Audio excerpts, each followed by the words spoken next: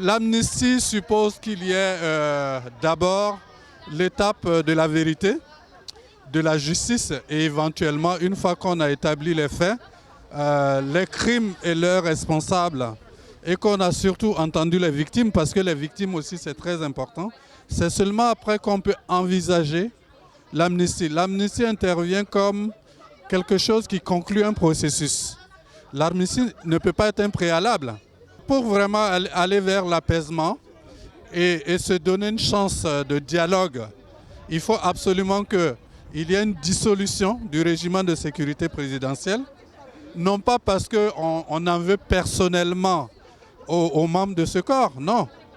Mais il reste entendu que l'évocation du RSP renvoie à une page sombre de notre histoire.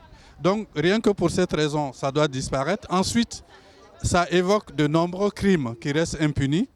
Et enfin, le dernier acte posé par ce régime, qui est le coup d'État, est de nature justement à disqualifier complètement toute légitimité dans les institutions de la République. Voilà. Pour toutes ces raisons, dissolution du RSP, arrestation donc, et incarcération du chef des putschistes, Gilbert Diendéré, qui doit pouvoir répondre de ses actes, y compris les plus anciens. Voilà.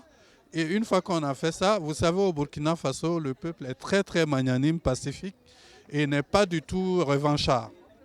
Et j'ai bon espoir qu'une fois que la justice fait son travail, c'est-à-dire que les actes répréhensibles sont qualifiés comme tels et jugés, on ira très facilement vers le dialogue et alors beaucoup de compromis peuvent être possibles.